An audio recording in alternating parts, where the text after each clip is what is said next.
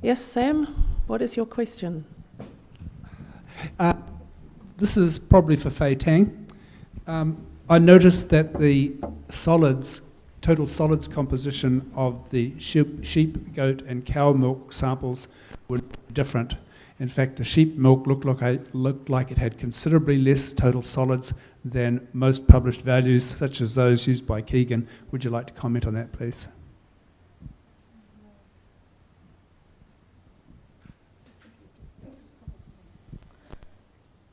Yeah, we compared the flavor odor activity values in the powders. We calculate it back to reconstituted liquid milk.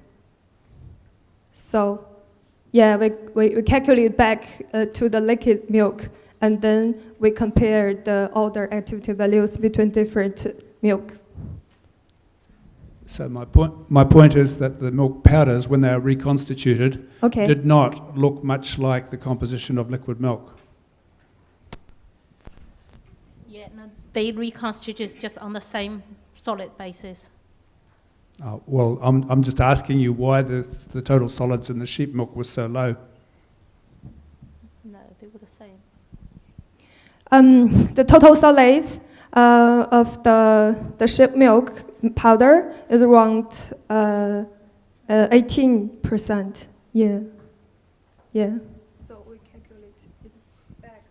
No, they were the same.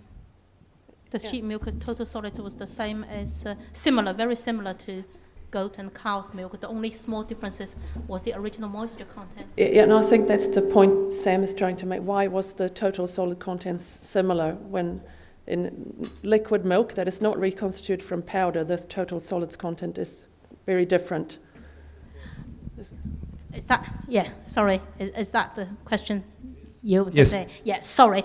Yeah, so the way we did it is trying to use the total solids basis rather than reconstituting back into the natural milk solids. Being is just trying to eliminate the solids influence on the sensory properties. So we standardize the solids content. Okay, thank you. Okay, I think we have another question over here. So, what is your name? Sean Nixon, question for Lee. And I was wondering, was the cow's milk protein standardised with additional lactose prior to spray drying? And if so, do you think that could have significantly affected the results you saw, especially with regards to sweetness? Possibly. It's a commercial whole milk powder. Yeah. Okay, do we have other questions from the audience? Yeah, we've got one at the back there. What is your name, please? Jacob Williams from Danone. Just a question on all the studies that have been done. So we talk about the genetics, the herds, and the current farming practices. I'm just wondering, with all these changes that are going to happen in the future, whether these studies still... Are we expecting a change in the results or the outcomes? Probably more around the genetic side of things.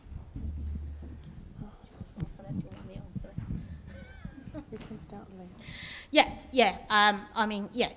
a factor. We all need to think about it. Yes, the genetics will change. The farming practice will change. Some of our data may not be totally relevant to the future genetics. I'm saying totally. On the other hand, a lot of work we have done, the data we collected, at least established in the baseline for any improvement they're going to do. Michael, did you want to comment on that? No? Yes? Maybe just a little bit. Yeah. So, we studied literature, overseas publications extensively, and we found that there are some very special features of New Zealand sheep milk. Specifically, higher content of medium-chain triacylglycerols, and also this finding of docosahexaenic acid, it might be linked to genetics, might be linked to farming practice, just to diet, or maybe to, say, gut microorganisms specific to New Zealand. But it would be great to retain these good features while changing farming practices and so on. Okay, good. We have time for one last question, if there is one out there. No? If not, I suggest we thank these 4 speakers for their contributions.